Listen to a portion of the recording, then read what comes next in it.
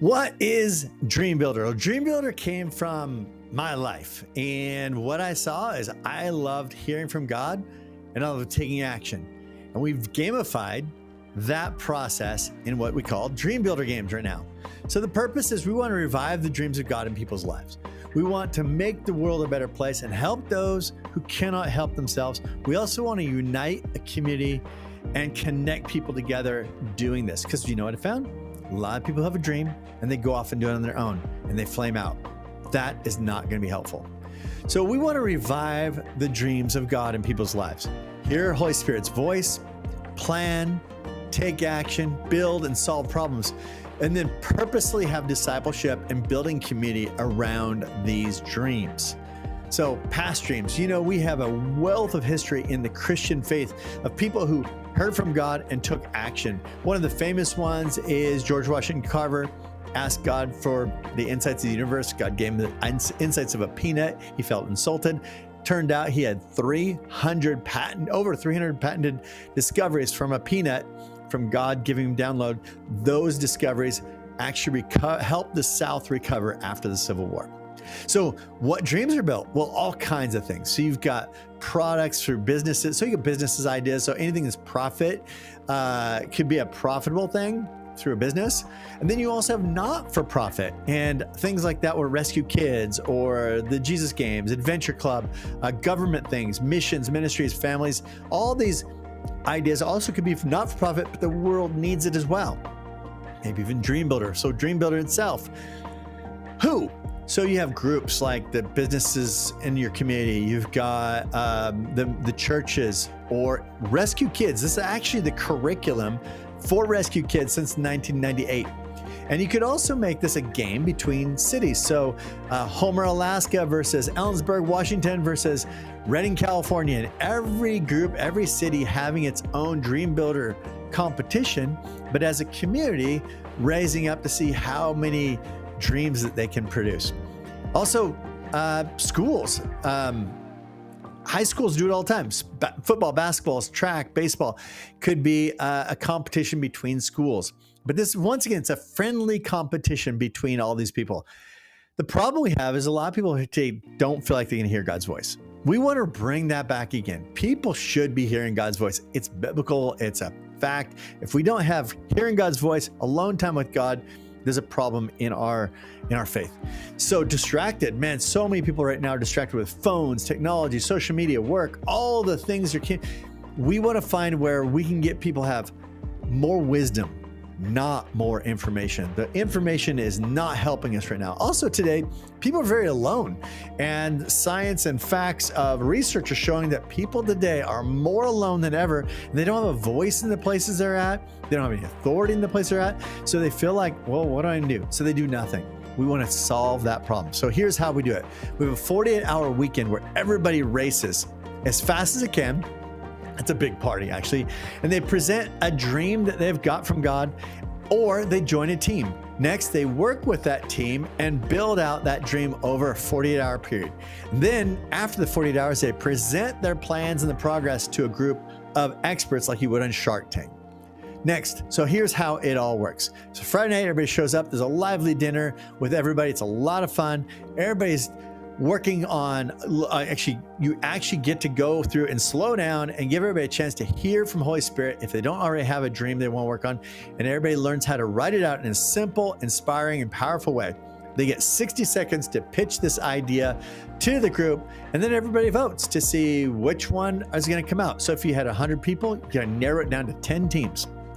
After the 10 teams, everybody gets to pick what team they want to be a part of. And it's very much capitalist driven, where you get to vote with your feet. And if something is inspiring, they're gonna support it. If it's not, it won't be supported. Maybe next time. Friday night to Sunday dinner. That is where the 48-hour wild race begins, and everybody begins doing research and development on the dream they're working on. You have a prototype you're going to develop, you have market research you can present, and the coaches are guides, and they're going to help each team develop a presentation and a working model for the judges on Sunday night. So Sunday night happens and everybody has their pitch and their expert, and they give this to the community, the experts, and everybody votes. But that's exciting time because now that's the big reveal. A lot of this might be top secret during the weekend where everybody's busy doing their own thing. And then all of a sudden, wow, that's a really cool idea. So you got this, they get to find out about the progress they've made, the prototype that they've made, and what next steps they're going to take. That's where, and then afterwards we have awards, we have recruiting where you can actually recruit people to your team, and a huge celebration. And then weekly, it's just like any sporting event. So like pro football, any football team, you play probably one game a week, but a lot of practice during that week. Practice, take action during the week. And then weekly, you show up for the challenges to present your progress to the judges again. And every week to vote again, awards, and then there's another weekly challenge to give people bragging rights on the next step. So what's beautiful about this is you now have a place where people are building a dream together. They have motivated, they feel like they're changing the world. And they find ways not only to build up their team, but in their community, there probably are other teams that have problems, and they can also be a solution to them, helping serve other teams as well. And then maybe the team you're on, you just don't feel the fire for it anymore, but you heard about a dream on the other team. And you say, I want to do that. And you do a friendly, honorable move from one team to the other, and you help that other team. Also, you get to invite the community to come there might be people who are not involved in this at all, but hear about the excitement and the purpose and the vision and the passion people have, and they're going to be wanting to be a part of this as well. And then, of course, every weekly event ends with a celebration meal. So this is life more abundant, but it's messy, it's loud, it's exciting. There might be some words that you wouldn't normally mention in church that happens in a situation like this because there's so much passion. There might be some colorful behavior that happens, but guess what? This is where life more abundant happens. This is where discipleship happens. This is where community happens. It's real. It's not a make-believe thing, and we're having heaven touch earth and real things being built. So the judges there's judges and there's challenges. So everyone in the group is a judge. But the experts, they get a little bit more weighted voting power. And then all the teams are trying to get as many points as possible. Now the awards. So you have the first 48-hour awards, you have weekly awards, and you have regional awards. So like the different places where the Dream Builder is taking place, that we're going to give them awards. Now awards can be simple. When a sporting team plays another sporting team, I've found at the end of it, the higher score is the award. We won. Sometimes it's a bonus of a money award. Sometimes it's just a trophy, but awards are a big deal. And I think friendly competition is helpful, and friendly competition within the community and outside with other communities is also gonna be super valuable. Now, experts and coaches. So you might have an expert join your team, real expert, someone like a grandmaster chess player who's played for 30 years, or just someone who's done their industry for over 30 years and knows it inside and out. You want their expertise. Now, there's another value in this group because you have amateurs, people who don't know that they don't know, and that's probably a superpower as well because they don't know what they're going to run into, and they run right through some of the hurdles that most people would know is very terrible and hard. So not all expert opinions are accurate, and not all amateurs are super powerful people either, but that combination of the two coming together is super powerful. And coaches can coach one team, they can coach the whole group, and they can even coach the coaches. So you really do need a lot of encouragement in this because nobody knows everything, but it's unifying a community. So what I love about this is making church valuable again. The pastor and his staff, they no longer have to do all the work, hearing from God, telling them, this is the mission, this is what we're going to do. No, it's coming from the grassroots up, and people are no longer sitting there waiting for the command to come from front, but they are bringing this thing up, taking ownership and taking action. Daily taking action with purpose and urgency. They own the urgency, not just the pastor and the staff. The people who are running this thing and the pastor and staff don't have to run it all. This is the grassroots effort growing up. So problem solving, teaching people how to solve problems. Individuals need to solve problems. Groups need to solve problems with Holy Spirit. They need to know how to serve other people, upgrade the whole, not just their own thing.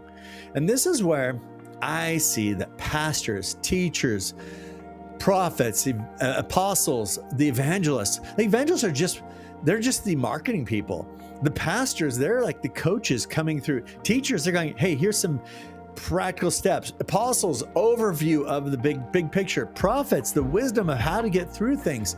You need all these people coming together. It gives them their job back again. So some of the key training, hearing from God, taking action with your strengths. Some people have strengths and they're using it on the wrong thing. We want people working on the right thing where they're not frustrating other people and frustrating themselves. And then also working and planning with others, that teamwork, how to do that. And other practical things, a whole list of, there's an enormous amount of list of things that nobody knows everything. But we're going to lean on people who can truly teach well and give us the download of little bits of wisdom we need to get through the next hurdle.